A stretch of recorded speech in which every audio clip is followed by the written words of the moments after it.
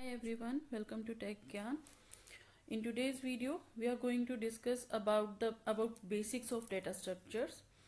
So in this video, we will gonna discuss about what are data structures, कि data structures होते क्या हैं, importance of the data structure, why they are so important, types of data structure, कितने type के data structure available हैं, basics operations that we can perform on a data structure, some examples of data structure and conclusion and next step. So first thing we are going to discuss is what is data structure, कि actual में data structure है क्या. तो before understanding the data structure, we are gonna discuss about what is data, how they are used in our program, right? So basically data क्या है? Anything that stores in computer in a digital form is data. Like चाहे आप कह लीजिए आपके पास कोई audio file है आपके कंप्यूटर में, that is also a data. आपके कंप्यूटर में कोई वीडियो फाइल है, that is also a data. आपके कंप्यूटर में कोई टेक्स्ट फाइल है, that is also a data. यानी कुछ भी अगर आपके कंप्यूटर में डिजिटल रूप में स्टोर है, वो क्या है? वो डाटा है. अब क्यों स्टोर है? क्योंकि कंप्यूटर्स क्या है, कंप्यूटर्स के अंदर सॉफ्टवेयर्स होते हैं. सॉफ्टवेयर्स क्या करते हैं? किसी ना किसी टास्क के लिए बनाए जाते हैं, कोई ना कोई टास्क परफॉर्म करते हैं. तो जब सॉफ्टवेयर्स कोई ना कोई टास्क को परफॉर्म करते हैं, तो ये उस टास्क को परफॉर्म करने के लिए उनको क्या चाहिए होता है? उनको डेटा चाहिए होता है. अब अगर हम इनको ये डाटा प्रोवाइड करेंगे, उस डाटा के ऊपर सॉफ्टवेयर अपना टास्क परफॉर्म करेंगे और हमारा काम जो है वो आसान कर देंगे, और हमें जो आउटपुट चाहिए, हमारी जो इंटेंडेड आउटपुट है वो हमें मिल जाएगी, राइट? सो मेन चीज जो हमें यहाँ पे समझते हैं कि कंप्यूटर्स को काम करने के लिए डाटा चाहिए होता है. इसीलिए हम उन डाटा को क्या करते हैं? स्टोर करके रखते हैं. यानी हमारे कंप्यूटर्स में क्या रहता है? कलेक्शन ऑफ डाटा रहता है. हम डाटा को क्या करते हैं? कलेक्ट करके रखते हैं. और डेटा स्ट्रक्चर क्या कहता है? डेटा स्ट्रक्चर कहता है way of organising data. Just a sec please.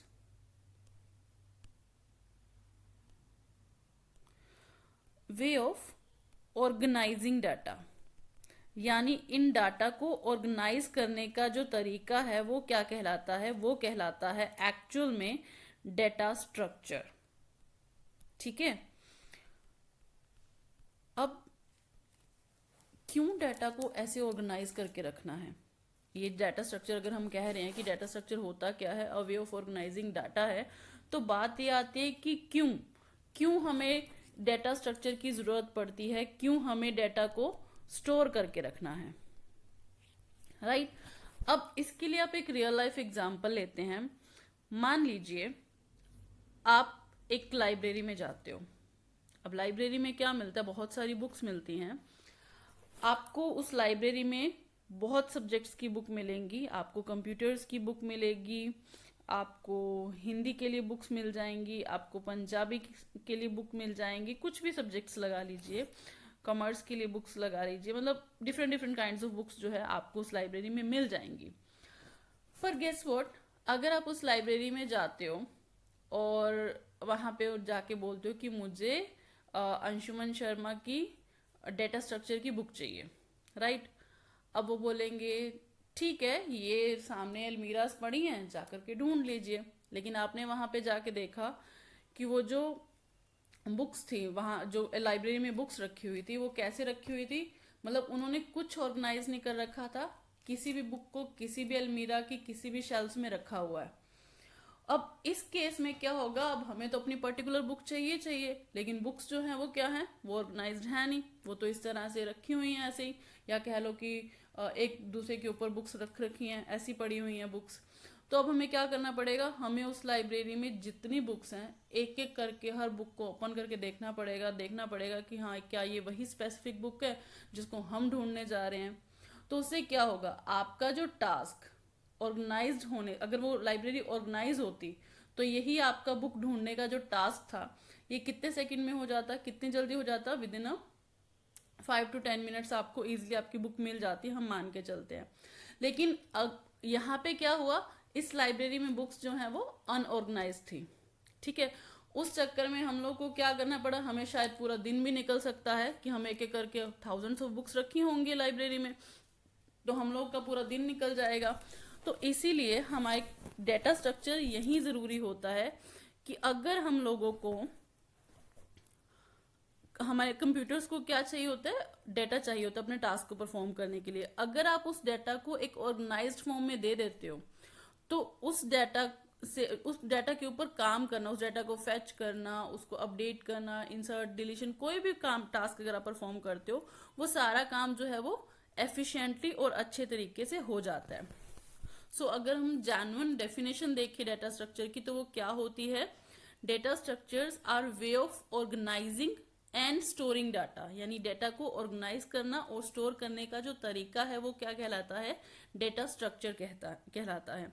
क्यों करना है ऑर्गेनाइज और store, so that it can be accessed and modified efficiently, ताकि आप उसे एक्सेस कर सको या मॉडिफाई कर सको इफ रिक्वायर्ड, अच्छे वे से आप ये काम कर पाओ। ठीक है, अगर देखा जाए तो डेटा स्ट्रक्चर्स आपको क्या देते हैं, एक बिल्डिंग ब्लॉक्स देते हैं आपके एल्गोरिदम को डिजाइन करने के लिए या रियल वर्ल्ड की प्रॉब्लम्स को सॉल्व करने के लिए। ठीक है, तो कुछ एग्जांपल्स डेटा स्ट्रक्चर की क्या है, array, link list, stack, Q, tree and graph. In brief मैं आपको इन सबके बारे में बता देती हूँ। सबसे पहले हम बात करते हैं एरे की।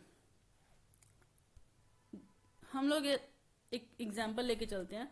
मान लीजिए मेरे पास ये कुछ डेटा है, कुछ नंबर्स हैं 10, 20, 30, 40, 50, आप इसे कुछ भी मान सकते हो, आप इसे रोल नंबर्स मान सकते हो, आप इसे मार्क्स मान सकते हो, कुछ भी, बस ये हमारे पास क्या है, डेटा है। अब हम इसे किस किस वे में ऑर्गेनाइज करके रख सकते हैं। ठीक है, तो सबसे पहला ऑर्गेनाइजिंग वे है जो वो कौन सा है, एरे।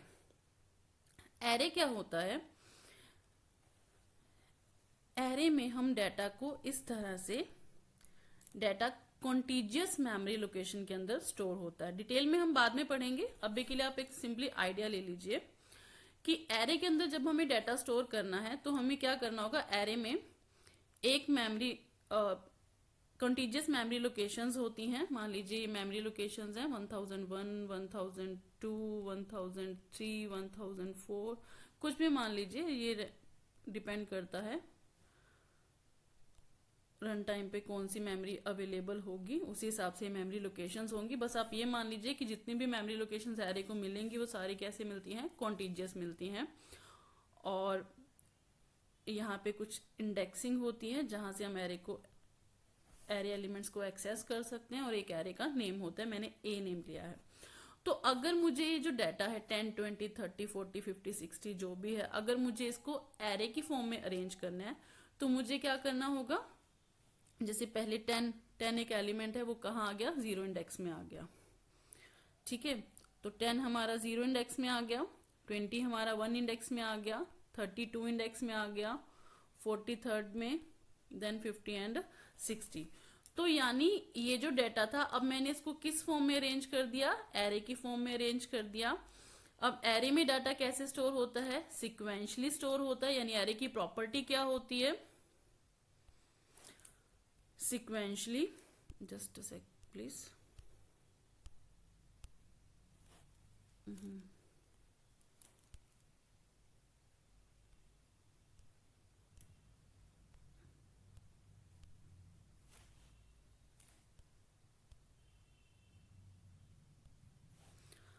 तो एरे की प्रॉपर्टी जो है वो क्या होगी, सिक्वेंशली। एरे में जो डाटा स्टोर होता है वो कैसे होता है, सिक्वेंशली, यानी वन आफ्टर अनदर। पहले फर्स्ट एलिमेंट एंटर होगा, then second, then third, then fourth, इस तरह से एरे में एलिमेंट एंटर होते हैं, और इनको एक्सेस भी ऐसे ही किया जाता है, वन आफ्टर अनदर। और एरे किस में आता है, स्टैटिक में आता है। स्टैटिक मतलब कि एरे में अगर आपको एलिमेंट्स को स्टोर करना है तो आपको क्या करना पड़ेगा, आपको उसके साइज को पहले ही मेंशन करना होगा। आपने देखा होगा सी वगैरह में हम लोग एरे जब भी यूज करते हैं तो हम लोग पहले डिक्लेयर कर देते हैं कि हम 10 ब्लॉक का या 20 ब्लॉक का जो है एरे जो है वो यूज करने वाले हैं। ठीक है, तो पहली प्रॉपर्टी एरे की क्या होती है, सिक्वेंशली होता है, यानी एरे के अंदर जब भी हमें डाटा स्टोर करवाना होगा तो वो सिक्वेंशली स्टोर होगा और एक्सेस भी सिक्वेंशली होगा। दूसरी प्रॉपर्टी क्या रहती है कि एरे क्या होता है, स्टैटिक होता है, यानी इसके साइज को जो है हमें पहले मेंशन करना होगा। और तीसरी प्रॉपर्टी हम क्या देखेंगे, होमोजीनियस। एरे में जो डाटा स्टोर होता है वो क्या होता है, होमोजीनियस। होमोजीनियस मतलब यहाँ पे आप जब भी डाटा स्टोर करोगे ना, तो वो जो डाटा होगा वो सेम काइंड का होगा, यानी कि या तो सारे आप नंबर स्टोर कर सकते हो, या सारे आप कैरेक्टर स्टोर करोगे, या फिर सारे आप स्ट्रिंग स्टोर करोगे, यानी कि एरे में जो भी डाटा स्टोर होगा वो कैसे होगा, होमोजीनियस। अब क्या होता है कि ये जो एरे है ये एक तरह से आप कह लो कि क्या है, डाटा स्ट्रक्चर। अब एरे क्या है, डाटा को स्टोर करने का तरीका, ये मैंने यही बताया आपको।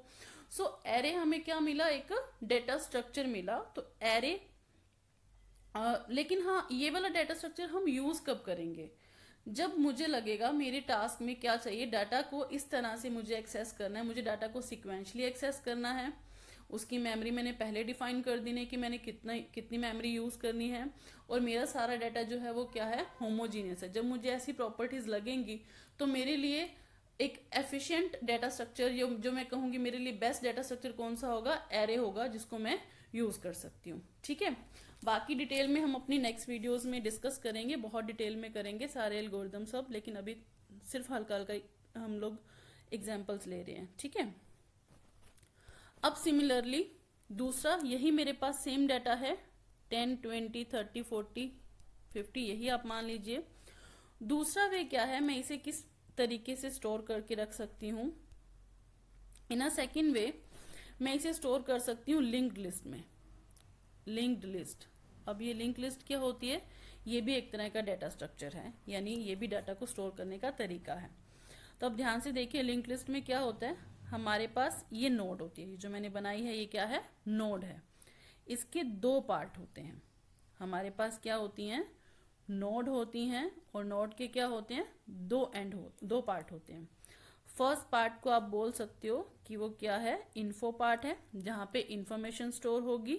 सेकेंड पार्ट को आप क्या बोल सकते हो, लिंक पार्ट। बताती हूँ किस लिए, लिंक भी बोलते हैं इसे, पॉइंटर पार्ट भी बोलते हैं इसे, एड्रेस पार्ट भी बोलते हैं, कोई भी नाम आप ले सकते हो। और फर्स्ट पार्ट को इन्फॉर्मेशन या डाटा कुछ भी बोला जा सकता है। ठीक है, तो लिंक्ड लिस्ट, अब नाम से क्लियर है क्या है, लिंक्ड लिस्ट, जो क्या करेगी, एक दूसरे के साथ लिंक किया होगा। कैसे, अब देखिए, ये जो नोड्स मैंने बनाई हैं, इस नोड के इंफॉर्मेशन पार्ट में तो हमारे पास क्या आ जाएगा जी, डाटा आ जाएगा, जैसे 10, 20, 30, इस तरह से और भी आप नोट्स बना सकते हो। इधर क्या आ जाएगा, डाटा आ जाएगा।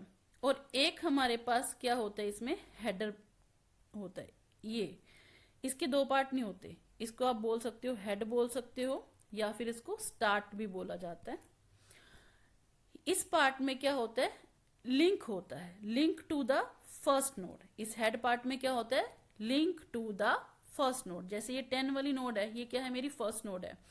अब ये जो हेड है ये क्या कर रहा है, ये लिंक कर रहा है, किसको लिंक कर रहा है, या पॉइंट कर रहा है, किसको पॉइंट कर रहा है, फर्स्ट नोड को। यानी इस हेड पार्ट में सिर्फ क्या होगा, ये लिंक पार्ट ही है, इसका डाटा पार्ट नहीं होता। हेड में क्या होता है, सिर्फ लिंक वाला हिस्सा ही होता है। ये क्या स्टोर करके रखेगा, ये स्टोर करके रखेगा address of the first node, यानी ये क्या स्टोर करता है, एड्रेस ऑफ फर्स्ट नोड, यानी पहली नोड का जो एड्रेस है वो ये स्टोर करके रखता है। ठीक है, अब फर्स्ट नोड, जो ये फर्स्ट नोड होती है, इसके कितने पार्ट होते हैं, दो पार्ट होते हैं, एक इन्फॉर्मेशन या डेटा पार्ट और एक लिंक या पॉइंटर पार्ट। तो इन्फॉर्मेशन पार्ट में तो डेटा स्टोर होता है, तो लिंक पार्ट में क्या होता है, pointer to the next node, यानी अगली नोड का जो पॉइंटर है वो किस में आएगा, लिंक पार्ट में आएगा। ऐसे ही second node pointer to the next node, और जो लास्ट नोड होगी ना, जो भी होगी, उसके लिंक पार्ट में क्या रहेगा, नल पॉइंटर। एक स्पेशल पॉइंटर होता है, इसको हम क्या बोलते हैं, नल पॉइंटर, यानी ये बताएगा कि एंड ऑफ द लिस्ट। अब लिंक लिस्ट को एक्सेस करना होगा तो कैसे एक्सेस करेंगे, सिक्वेंशली। हम पहले हेडर नोड हेड के पास जाएंगे, वहां यहाँ पे बोला जाएगा कि अब ये मुझे बताएगा किसका एड्रेस, सिर्फ फर्स्ट नोड का। अब मुझे बाकी आगे नहीं पता डाटा कौन सी लोकेशन पे पड़ा है, मैं किसको एक्सेस कर सकती हूँ, सिर्फ हेड को एक्सेस कर सकती हूँ। हेड को एक्सेस करूंगी तो मुझे क्या मिलेगा, पहली नोड का एड्रेस। तो इससे होते हुए मैं कहाँ पहुंच गई, पहली नोड पे पहुंच गई। पहली नोड का जो डाटा था वो मैंने एक्सेस कर लिया। उसको एक्सेस करने के बाद इसके लिंक पार्ट पे गई, लिंक पार्ट में मुझे क्या मिला, नेक्स्ट नोड का एड्रेस। फिर उसकी हेल्प से मैं कहाँ चलेगी, नेक्स्ट नोड पे। नेक्स्ट नोड पे जो डाटा था वो मैंने एक्सेस कर लिया। फिर उसके लिंक पार्ट में वहां से मुझे मिला नेक्स्ट नोड का एड्रेस, वहां का जो डाटा था वो मैंने एक्सेस कर लिया, और वहां मुझे मिला नल पॉइंटर, मतलब मुझे लगा कि मुझे पता चला कि लिस्ट यहाँ पे खत्म हो गई है। तो आपने देखा इस तरह से मैंने डाटा को जो एक्सेस किया वो कैसे एक्सेस किया। इसकी पहली प्रॉपर्टी कौन सी आ गई, सिक्वेंशली, कि डाटा को कैसे एक्सेस कर लिया मैंने, सिक्वेंशली एक्सेस कर लिया। दूसरी प्रॉपर्टी लिंक लिस्ट में क्या रहेगी कि ये डायनामिक होती है। एरे क्या था, स्टैटिक था, जिसमें हमें एडवांस में मेमोरी बता देते हैं कितनी चाहिए उतनी ही यूज कर पाते हैं उसको। ना तो आप एरे को एरे स्टैटिक था ना, उसको रन टाइम पे आप उसको एक्सपैंड नहीं कर सकते, श्रिंक नहीं कर सकते। बट लिंक लिस्ट डायनामिक होती है। डायनामिक मतलब इसको रन टाइम पे आपको जरूरत है तो आप इसको एक्सपैंड भी कर सकते हो, श्रिंक भी कर सकते हो। अब कैसे एक्सपैंड करेंगे, मान लीजिए मैं यहाँ पे एक नई नोड बना देती हूँ, 4th नोड बना देती हूँ, ठीक है, उसमें डाटा रख दिया 40, और इसका जो लास्ट पॉइंटर है इसको रिप्लेस कर देती हूँ किससे, अगली नोड के एड्रेस से, और यहाँ पे नल पॉइंटर दे देती हूँ। अब क्या हो गया, एक्सपैंड हो गई। या मैं क्या कर देती हूँ, यहीं पे क्रॉस कर देती हूँ, यहीं पे नल पॉइंटर दे देती हूँ, तो यहाँ से क्या हो गया, ये कनेक्शन टूट जाएगा, तो यहाँ पे क्या हो गया, श्रिंक हो गई। तो ये लिंक लिस्ट जो होती है वो क्या होती है, डायनामिक होती है। इसको रन टाइम पर आप एक्सपैंड कर सकते हो, श्रिंक कर सकते हो इफ रिक्वायर्ड, ठीक है। तो इसकी जो तीसरी प्रॉपर्टी रहती है वो क्या होती है, होमोजीनियस। लिंक लिस्ट में भी डाटा जो होगा वो क्या होगा, होमोजीनियस होगा, सेम टाइप का डाटा ही होगा। यानी लिंक लिस्ट में भी जब भी आप डाटा बनाओगे तो ये जो लिस्ट बनेगी वो सिमिलर काइंड ऑफ, या तो सारे मार्क्स की लिस्ट बनेगी या सारे रोल नंबर्स की लिस्ट बनेगी, मतलब जो भी इसमें डाटा रहेगा वो क्या होगा, सेम काइंड ऑफ रहेगा। तो लिंक लिस्ट भी एक तरह से क्या होती है, आपका डेटा स्ट्रक्चर ही है, ठीक है। तो इस तरह से बाकी भी डेटा स्ट्रक्चर हैं, वन बाय वन हम लोग डिस्कस करेंगे। आज मैंने भी आपको, वीडियो बहुत लंबी हो जाएगी, आराम से हम डिटेल में डिस्कस करेंगे। तो पहले मैंने कुछ एग्जांपल्स बताई हैं, एरे, लिंक लिस्ट, इस तरह से स्टैक, क्यू, सबकी अपनी प्रॉपर्टी होती है, ट्री एंड ग्राफ, सबकी अपनी अपनी प्रॉपर्टी होती है, सब में डाटा जो है अपने वे में ही स्टोर होता है, ठीक है। या चलिए थोड़ा हिंट दे देती हूँ आपको सब चीजों का। तो नेक्स्ट प्रॉपर्टी आती है stack, next data structure sorry आता है कौन सा, स्टैक। अब सेम हमारे पास वही डाटा है। अब स्टैक में क्या होता है ना, अब हमारे पास जो नेक्स्ट डाटा स्ट्रक्चर की हम बात कर रहे हैं वो कौन सी, किसकी बात कर रहे हैं, स्टैक की। अब स्टैक में क्या होता है, ये है हमारी स्टैक, ठीक है। इसमें क्या होता है, इसमें एक एंड होता है, ये वाला एंड जिसकी हम बात करें, एक सेकेंड ना, ये एंड की बात कर रहे हैं, ठीक है। इस एंड को क्या बोलते हैं, टॉप ऑफ द स्टैक। ये क्या होता है, स्टैक का क्या होता है, टॉप होता है। अगर आपको एलिमेंट इंसर्ट करने हैं तो भी टॉप से इंसर्ट करने हैं, अगर आपको एलिमेंट रिमूव करने हैं तो भी कहां से रिमूव करने हैं, टॉप से रिमूव करना है, ठीक है। मान लीजिए मुझे स्टैंड को इंसर्ट करना है तो कहां से इंसर्ट करेंगे, टॉप से, डाटा यहां आ जाएगा। 20 इंसर्ट करना है, कहां से इंसर्ट करेंगे, टॉप से। देन 30 ऐड करेंगे, देन 40 ऐड करेंगे, ठीक है। अब स्टैक के टॉप पे क्या रखा हुआ है, 40, यानी टॉप ऑफ द स्टैक क्या है, 40 है, बाकी नीचे एलिमेंट है। अब अगर एलिमेंट को, जैसे ये मैंने वन बाय वन अभी तो सिंपल बता दिया ना, एलिमेंट ऐड इस तरह से करने हैं, लेकिन एलिमेंट को ऐड करने का एक ऑपरेशन होता है, उसको स्टैक में क्या बोलते हैं, पुश ऑपरेशन। पुश ऑपरेशन की हेल्प से हम लोग क्या करते हैं, एलिमेंट को ऐड करते हैं। बाकी डिटेल में सीखेंगे पुश ऑपरेशन कैसे परफॉर्म होता है, कैसे एलिमेंट ऐड होते हैं, कैसे एल्गोरिदम होता है, वो डिटेल में बाद में। अभी सिर्फ आप एक हिंट ले लीजिए स्टैक कैसी होती है। और अभी पुश ऑपरेशन परफॉर्म करके हमने क्या किया, एलिमेंट्स को ऐड कर दिया। इस तरह से हम पॉप ऑपरेशन परफॉर्म करके क्या करेंगे, एलिमेंट को रिमूव करेंगे।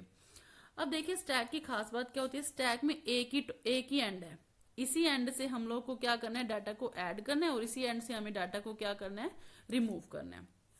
अब ऐड तो हमने वन बाय वन कर दिया, अब रिमूव करते हैं।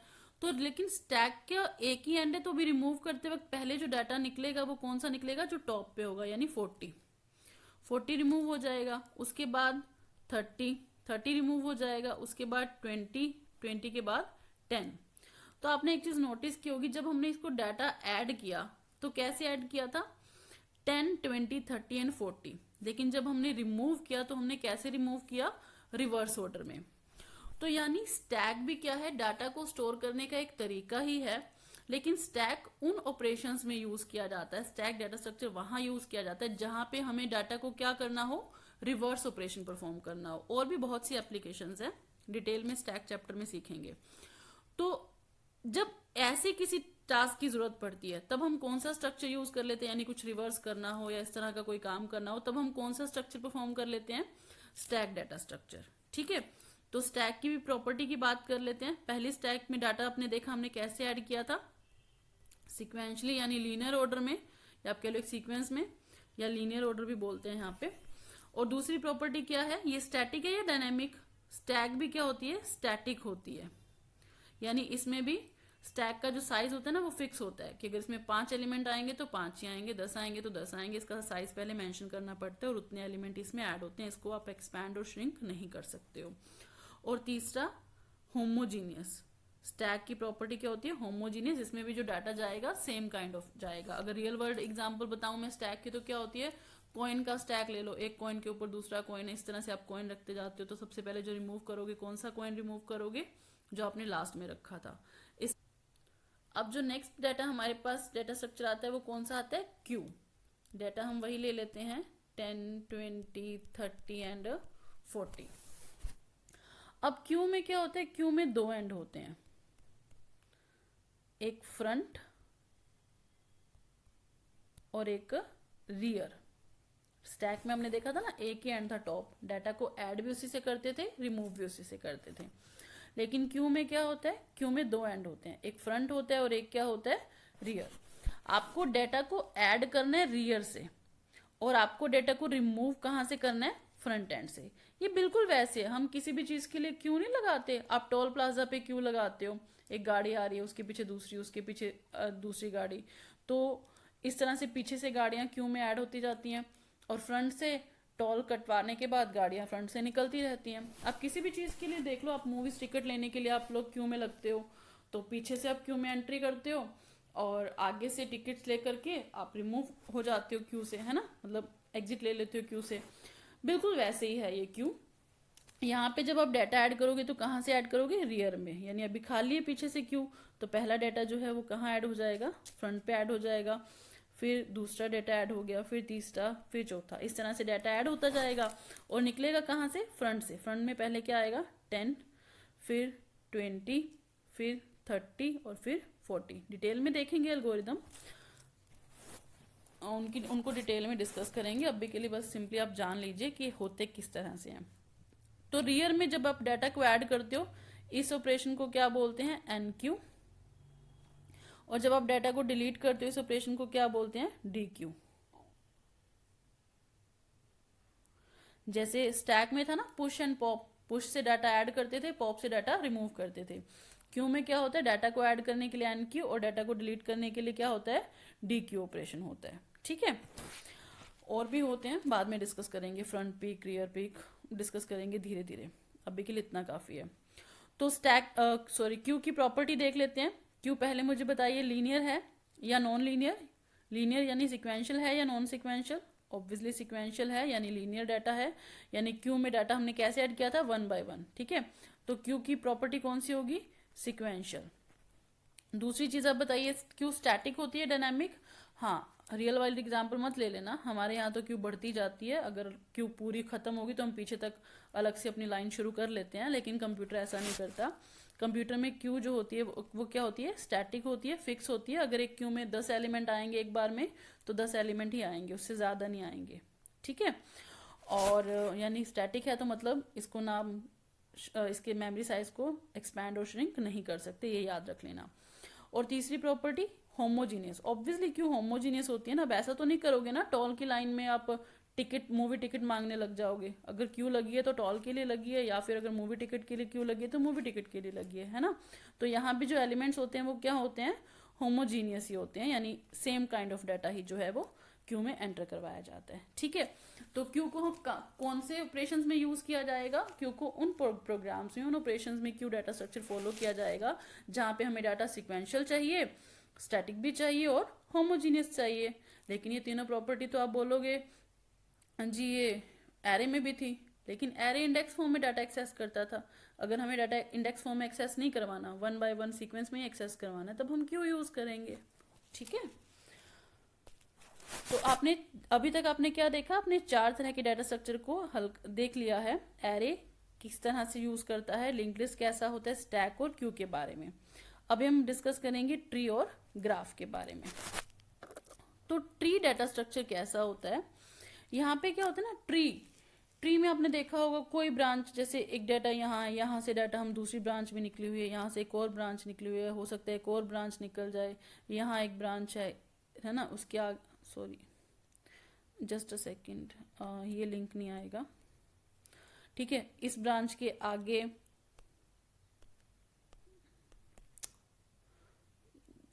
जस्ट अ सेक प्लीज, इस ब्रांच के आगे एक ब्रांच निकली हुई, इससे आगे एक ब्रांच निकली हुई है ना, एक ऐसा ही होता है। तो ट्री भी ऐसा ही है। यहाँ पे पहली ट्री में जब आपको डाटा स्टोर करवाना है, डाटा वही ले लेते हैं 10, 20, 30 एंड 40। तो पहला डाटा हमारा कहाँ है, यहाँ स्टोर है, दूसरा 20 यहाँ स्टोर हो सकता है, 30 यहाँ होगा, 40 इस तरह से डाटा आगे स्टोर है, ठीक है। तो ट्री में खास बात क्या होती है, ट्री बिल्कुल वैसा ही है, हायरार्किकल ट्री। एक रूट होती है, रूट के आगे इस तरह से ब्रांचेस निकली होती हैं, उसके आगे ब्रांचेस होती हैं, उसके आगे ब्रांचेस होती हैं। तो ऐसा ही डिटेल में हम बाद में डिस्कस करेंगे, इसकी बहुत सारी टर्मिनोलॉजी बहुत होता है, इस चैप्टर में हम अलग से डिस्कस करेंगे। अभी के लिए आप इसकी प्रॉपर्टी जान लीजिए। ट्री जो होता है वो सिक्वेंशियल होता है या अनसिक्वेंशियल। ट्री जो होता है वो नॉन लीनियर होता है। अब आपने भी देखा इसमें डाटा कोई सीक्वेंस में तो है नहीं, हम 10 डाटा को एक्सेस करने के बाद हम चाहें तो, यानी मैंने ये 10 को एक्सेस कर लिया, इसके बाद चाहूँ तो मैं 30 की तरफ भी जा सकती हूँ, चाहूँ तो मैं 20 की तरफ भी जा सकती हूँ, मतलब 30 वाला पाथ भी फॉलो कर सकती हूँ और 20 वाला पाथ भी फॉलो कर सकती हूँ। ये पाथ है नोवल, सब डिस्कस करेंगे, ट्री की टर्म्स में आता है। तो अभी बस जान लीजिए ट्री जो है वो नॉन लीनियर है। जब आपको नॉन लीनियर यानी अनसिक्वेंशियल डाटा को स्टोर करना होगा, डाटा को एक्सेस करने की जरूरत पड़ेगी, तब आप किस डाटा को एक्सेस कर सकते हो, ट्री को एक्सेस कर सकते हो, ठीक है। और ये स्टैटिक है या डायनामिक, आप खुद बता सकते हो मुझे। ये डायनामिक है क्योंकि देखो इसके आगे रूट निकल सकती है, और सॉरी रूट नहीं, ब्रांच निकल सकती है। तो इस तरह से ये क्या हो सकता है, एक्सपैंड हो सकता है ना। इसको हम यहाँ से कट कर देंगे तो श्रिंक भी हो जाएगा। और तीसरा, ये होमोजीनियस है या हेट्रोजीनियस। आपने देखा है ट्री कभी एक लाइक एप्पल के ट्री में बनानास लगे देखे हैं, ऐसा कुछ नहीं होता ना, ट्री सेम काइंड का ही होता है। तो इसमें डाटा जो है वो क्या होगा, सेम काइंड का ही होगा, है ना, होमोजीनियस डाटा इसमें जाएगा। तो एक ट्री डाटा स्ट्रक्चर होता है। आफ्टर अ ट्री हमारे पास एक और डाटा स्ट्रक्चर आता है जिसको हम डिटेल में पढ़ेंगे डाटा स्ट्रक्चर की बुक में हमारी, इस ट्यूटोरियल में। तो वो आता है ग्राफ। ग्राफ में क्या होता है, इस तरह से बहुत सारी नोड्स होती हैं, इनको वर्टाइजेस बोलते हैं। वैसे वहाँ पे ट्री में इनको नोड्स बोलते थे, यहाँ पे क्या बोलते हैं, वर्टाइजेस बोलते हैं। और ये ट्री में आपने देखा होगा वो कैसे था, एक के बाद नीचे रूट्स, उसके आगे नीचे, ट्री कुछ ऐसा था। लेकिन ग्राफ ऐसा नहीं होता। ग्राफ में क्या होता है, कोई भी नोड किसी से भी कनेक्ट हो सकती है डायरेक्टली, इस तरह से, ठीक है। इसको भी कनेक्ट कर सकते हो, इसको भी कनेक्ट कर सकते हो, मतलब कोई भी नोड कहीं से किसी से भी कनेक्ट हो सकती है। यहाँ पे क्या होगा, डेटा होगा जिसको एक्सेस किया जाएगा। Graph is like a road map, है ना, जहाँ पे कुछ सिटीज और कुछ विलेजेस को ऐसे रोड जो है कनेक्ट करते हैं। कोई भी रोड कहीं से भी निकलते हैं। सपोज अगर मुझे 10 से 40 तक जाना है, तो मैं ये 20 इस पाथ से भी फॉलो कर सकती हूँ इसको, 10 से 20, 20 से 30, 30 से 40, या फिर 10 से डायरेक्ट 40, कोई भी पाथ फॉलो किया जा सकता है। लेकिन ट्री में ऐसा नहीं था। ट्री में पहले आपको रूट एक्सेस करनी होगी, फिर उसके से जो पाथ निकलते उसी पाथ को फॉलो करना पड़ेगा, उसके आगे पाथ फॉलो करना पड़ेगा। मतलब हमारे पास मल्टीपल पाथ्स नहीं होते हैं। तो जब हमें ऐसी रिक्वायरमेंट्स हो मल्टीपल पाथ्स फॉलो करने की, या जैसे नेटवर्किंग ले लो, ग्राफ का तो बहुत यूज है नेटवर्किंग में, तो वहां पे हम कौन सा डाटा स्ट्रक्चर फॉलो करते हैं, ग्राफ। तो एक ब्रीफ एग्जांपल्स मैंने आपको बताई कि डाटा स्ट्रक्चर क्या होता है, a way of organising data, data को ऑर्गेनाइज करने का एक तरीका होता है।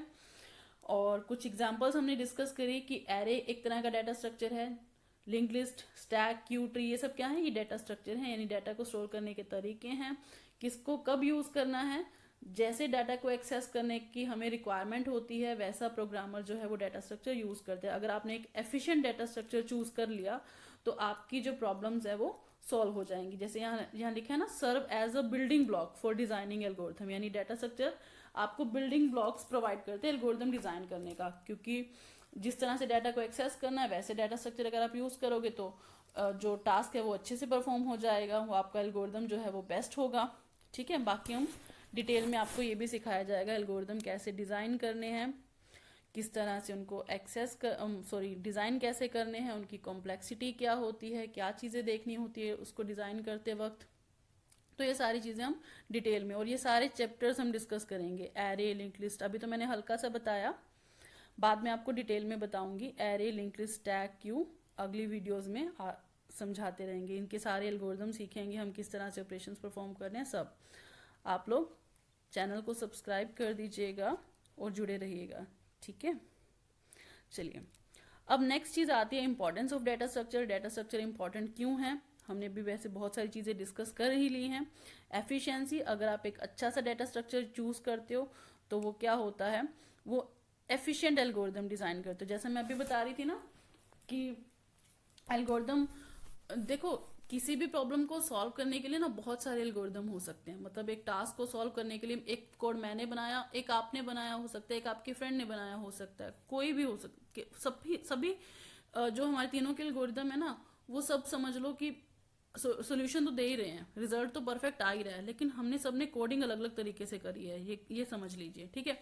तो एल्गोरिदम हम सबका सही है, यानी जो फॉर्म क्या कहते हैं, हमने जो लॉजिक हम तीनों ने लगाया वो सब सही है, लेकिन हम लोग बोल रहे हैं कि अब किसका एल्गोरिदम सही रहेगा, किसका बेस्ट वाला एल्गोरिदम है। तो क्या देखा जाएगा, एल्गोरिदम कॉम्प्लेक्सिटी को मेजर किया जाएगा। एल्गोरिदम कॉम्प्लेक्सिटी हम डिटेल में पढ़ेंगे, अभी के लिए इतना जान लीजिए। दो तरह की होती है, टाइम एंड स्पेस कॉम्प्लेक्सिटी।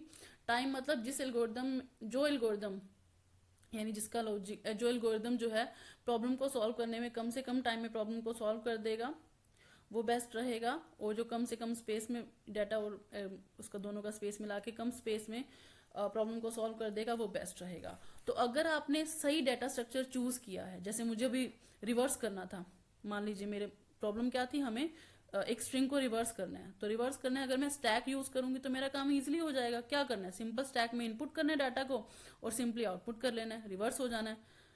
तो लेकिन किसी ने क्या किया, किसी ने एरे को यूज किया। एरे तो सिक्वेंशली है, फिर उसको एक एक करके नंबर उठाएंगे, लॉजिक लगाएंगे, फिर रिवर्स करेंगे, तो उसका एल्गोरिदम टाइम लेगा, मेरे वाला जल्दी हो जाएगा। तो अगर आपने बेस्ट डाटा स्ट्रक्चर को यूज किया है तो क्या हो जाता है, well design data structure lead to efficient algorithm. वो क्या करेगा, रिड्यूस करेगा टाइम और स्पेस कॉम्प्लेक्सिटी को, ठीक है। स्केलेबिलिटी, अगर आपने सही डाटा स्ट्रक्चर यूज किया तो वो स्केलेबिलिटी देगा, यानी कि लिंक लिस्ट है, जैसे उसमें डाटा एक्सपैंड होता जाए तो नई नई नोड लिंक होती जाती हैं। तो अगर मुझे डाटा चाहिए कि मेरा फ्यूचर में यानी और डाटा इसमें ऐड हो पाए और सही चीज़ें अच्छे से वर्क कर पाएँ, तो मुझे इस तरह का चूज करना पड़ेगा, कोई ना कोई डायनामिक डाटा स्ट्रक्चर यूज करना चाहिए, है ना। कोड रीयूजेबिलिटी, सही डाटा स्ट्रक्चर आपके कोड की रीयूजेबिलिटी को प्रमोट करेगा, प्रॉब्लम सॉल्विंग अच्छे से हो जाती। तो ये कुछ इंपॉर्टेंस है हमारी डाटा स्ट्रक्चर की, ठीक है। उसके बाद कुछ मैं आपको चीजें बता ही चुकी हूँ। Type of data structure, data structure कितनी तरह के होते हैं, एक लीनियर होता है और एक नॉन लीनियर। लीनियर मतलब जहां पे डाटा को आप सिक्वेंशली एक्सेस करते हो, सिक्वेंशली स्टोर करते हो, एक्सेस करते हो, तो वो किस कैटेगरी में आते हैं, लीनियर। और जिन डाटा स्ट्रक्चर को आप नॉन सिक्वेंशली एक्सेस कर रहे हो, रैंडमली, है ना, वो किस फॉर्म में आ जाती हैं, नॉन लीनियर में। तो लीनियर में आगे दो टाइप बनती हैं, स्टैटिक और डायनामिक। मैंने आपको बता ही दिया है कि स्टैटिक मतलब जहां पे आप डाटा स्ट्रक्चर को एडवांस में बता देते हो, मतलब जो डाटा स्ट्रक्चर में एडवांस में पता चल जाता है कि इतना मेमोरी ही यूज करने, उसको बाद में आप एक्सपैंड और श्रिंक नहीं कर सकते, वो स्टैटिक में आते हैं। और जिनको एक्सपैंड और कर सकते हो वो डायनामिक में आते हैं। तो स्टैटिक में एरे रहता है, डायनामिक में एक्चुअल में ना दो चीजें देखिए। डायनामिक में वैसे लिंक लिस्ट आता है, लेकिन स्टैक और क्यू डिपेंड करता है, क्योंकि ना आप यहाँ पे कंफ्यूज मत होना, क्योंकि ये जो स्टैक है ना, ये दो तरह से परफॉर्म किया जाता है। या तो हम इसे एरे के रूप में स्टैक बना सकते हैं, या हम लिंक लिस्ट के रूप में स्टैक बना सकते हैं। अगर हम एरे के रूप में बनाएंगे तो ये स्टैटिक हो जाएगा, अगर हम लिंक लिस्ट के रूप में बनाएंगे तो ये डायनामिक हो जाएगा। मैं आपको फ्यूचर में दोनों तरह के एल्गोरिदम करवाऊंगी, एरे के साथ भी और लिंक लिस्ट के साथ भी। ऐसे ही क्यू है, इसको भी हम एरे के रूप में भी बना सकते हैं और लिंक लिस्ट के रूप में भी बना सकते हैं। एरे के रूप में बनाएंगे तो वो स्टैटिक में चला जाएगा, लिंक लिस्ट में बनाएंगे तो वो डायनामिक में। तो यहाँ कंफ्यूज मत होना, ठीक है। और नॉन लीनियर में क्या आते हैं, अब आपने देखा था ट्री और ग्राफ, ये सिक्वेंशली तो एक्सेस होते नहीं है, तो ये कौन से आ गए, नॉन लीनियर। तो यानी कि array, link list, stack, Q, tree और ग्राफ, ये सब क्या है, डाटा स्ट्रक्चर है। इनको कैटेगराइज कर दिया है दो तरह के, ये सारा टाइप बता रहा है कि linear, non linear, static, dynamic. Homogeneous heterogeneous भी इसी की टाइप होती है, आप ये भी ऐड कर लीजिएगा, तीसरी टाइप आप ऐड कर लीजिएगा, या आप इस तरह से भी बना सकते हो कि डेटा स्ट्रक्चर 3 तरह के होते हैं। एक में क्या आएंगे, लीनियर और नॉन लीनियर, एक में आप कर लीजिएगा होमोजीनियस और हेट्रोजीनियस। ये जो ग्राफ होता है ना, ये हेट्रोजीनियस होता है, और ट्री भी। तो एक में क्या कर लीजिएगा आप, स्टैटिक और डायनेमिक। तो आप ये भी चार्ट फॉलो कर सकते हो कि इतने टाइप के क्या होते हैं, आपके डेटा स्ट्रक्चर होते हैं। अब एग्जांपल तो मैं आपको बता ही चुकी हूँ। एरे भी हमने डिस्कस कर लिया, कॉन्टिजियस मेमोरी लोकेशन में एलिमेंट्स को होल्ड करके रखता है सेम टाइप के। लिंक्ड लिस्ट में क्या होती हैं, सीरीज ऑफ नोड होती हैं, जहाँ पे हर नोड अगली नोड को पॉइंट करती है। स्टैक में लिफो डाटा स्ट्रक्चर, लिफो मतलब आपने देखा था ना, जो आइटम हमने लास्ट में ऐड, लिफो का मतलब होता है लास्ट इन फर्स्ट आउट। आपने स्टैक में देखा था, जो आइटम हमने लास्ट में ऐड की वो पहली थी जो हमने रिमूव करी है, ठीक है। और क्यू, फीफो, आपने क्यू में देखा था, जो आइटम पहले ऐड होती है वो पहले ही रिमूव होती है। ट्री हायरार्किकल डाटा स्ट्रक्चर है, जिसमें इस तरह से नोड्स जो हैं वो एज के साथ कनेक्ट होती हैं। ये जो लाइंस होती हैं इनको एज बोलते हैं, ये जो राउंड में मैंने बनाया वो नोड्स होती हैं। ये ट्री डाटा स्ट्रक्चर है। और ग्राफ जो है वो क्या है, नॉन लीनियर डाटा स्ट्रक्चर है। इसमें इस राउंड को वर्टाइसिस बोलते हैं और इनको एजिस बोलते हैं। इस तरह से आपस में कनेक्ट होता है। ये क्या है, ये ग्राफ है, ठीक है। तो ये कुछ एग्जांपल्स हैं किसकी, डेटा स्ट्रक्चर की। अब डेटा स्ट्रक्चर पे कौन कौन से ऑपरेशंस हैं, यानी ये जो एरे, लिंक्ड लिस्ट, ये सब डेटा स्ट्रक्चर, इन पे हम क्या क्या कर सकते हैं, इन सबके साथ हम क्या क्या ऑपरेशन कर सकते हैं। इसमें हम देखो डेटा स्ट्रक्चर बनाया तो क्या करेंगे, एलिमेंट इंसर्ट करेंगे, रिमूव कर देंगे नहीं चाहिए होगा तो। ट्रावर्सल, ट्रावर्सल का मतलब होता है कि उस डेटा स्ट्रक्चर के हर एक एलिमेंट को एक्सेस करना है exactly once. Exactly word important है, एग्जैक्टली वंस मतलब एक ही बार, ना एक से ज्यादा ना एक से कम। तो उस ऑपरेशन को क्या बोलते हैं, ट्रावर्सल बोलते हैं, ठीक है। सर्चिंग, उस एरे के एलिमेंट्स या कोई भी डाटा स्ट्रक्चर आपने यूज किया उसके एलिमेंट्स में से कोई स्पेसिफिक एलिमेंट को सर्च करना, वो सर्चिंग ऑपरेशन होता है। सॉर्टिंग, उसके एलिमेंट को सॉर्ट कर देना। सेंडिंग और डिसेंडिंग, वो कौन सा ऑपरेशन होता है, सॉर्टिंग। तो ये सारे के सारे ऑपरेशंस हम लोग जो भी डाटा स्ट्रक्चर हम डिस्कस करके आए हैं, एरे, लिंक्ड लिस्ट हो, चाहे स्टैक हो, क्यू हो, सब में ये काम कर सकते हैं। ये सारे ऑपरेशन सब पे परफॉर्म हो सकते हैं, लेकिन कैसे होंगे वो आगे डिटेल में करेंगे। हर एक डेटा स्ट्रक्चर को, ये चाहे वो एरे है, लिंक्ड लिस्ट है, हम एक एक करके डिस्कस करेंगे। उन सबके अंदर ये सारे ऑपरेशंस परफॉर्म करेंगे, सबके एल्गोरिदम बनाएंगे, प्रोग्राम्स बनाएंगे, तो वो डिटेल में आराम से देखेंगे, ठीक है। तो लास्ट में कंक्लूजन में आता है, आपने देखा डेटा स्ट्रक्चर क्या होता है, वे ऑफ स्टोरिंग डेटा होता है। कितने तरह के डेटा स्ट्रक्चर हमने देखे, array, linked list, stack, Q, graph and tree.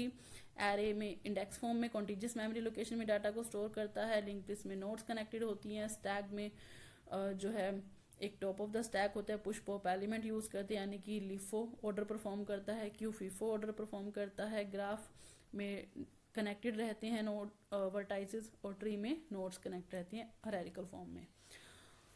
तो आज की वीडियो में इतना ही है। अब आपके लिए काम है कि अब आप क्या देखेंगे, अब आप देखेंगे डिफरेंट डेटा स्ट्रक्चर्स को देखेंगे, रियल लाइफ में देखेंगे कौन कौन सा डेटा स्ट्रक्चर कहाँ कहाँ फॉलो हो रहा है और क्यों डेटा स्ट्रक्चर हमारी लाइफ में इंपॉर्टेंट है। आप अपने घर में ही देखेंगे, आप बहुत सारी चीज़ों में डेटा स्ट्रक्चर यूज कर रहे हो। जैसे आपके घर की अलमीरा है, वहाँ पे आप अपने क्लोथ्स अरेंज करके रखे हुए हो। आपके फोन बुक में आपने अपने जो कॉन्टेक्ट्स हैं उनको एक असेंडिंग ऑर्डर में अरेंज करके रखा हुआ है। वो क्या है, वो स्ट्रक्चर ही तो है एक तरीके से। आपने way of storing data, data को स्टोर करने का तरीका ही तो है कि आपने उसको स्टोर करके रखा है इस तरह से। क्यों करा, क्यों आपके कॉन्टेक्ट लिस्ट में जो जितने भी कॉन्टेक्ट नंबर्स हैं वो सारे असेंडिंग ऑर्डर में रखे हुए हैं। आपने क्यों रखे हैं, ताकि आपको टाइम पे जब कोई कॉन्टेक्ट चाहिए होगा आपको इजीली फाइंड कर सको आप, है ना।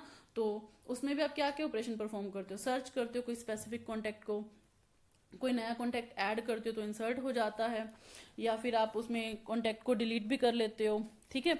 तो ये सारे ऑपरेशंस आप उनके ऊपर परफॉर्म करते हो। तो आप इस पे ध्यान दीजिएगा अपनी रियल लाइफ में कहाँ कहाँ डाटा स्ट्रक्चर जो है वो यूज हो रहा है, ठीक है। Thanks for watching. और अगर आपको ये डाटा स्ट्रक्चर की जो वीडियो है ये हेल्पफुल लग रही है, आप आगे इसके बारे में और सीखना चाह रहे हो डाटा स्ट्रक्चर को, या कोडिंग के ट्यूटोरियल्स भी शुरू करेंगे अगर आपको कोडिंग सीखनी है, तो डाटा स्ट्रक्चर को या कोडिंग के ट्यूटोरियल्स भी शुरू करेंगे अगर आपको कोडिंग सीखनी है, तो आप चैनल को सब्सक्राइब कर दीजिएगा, लाइक कर दीजिएगा, अपने फ्रेंड्स के साथ शेयर कर दीजिएगा। Thanks for watching.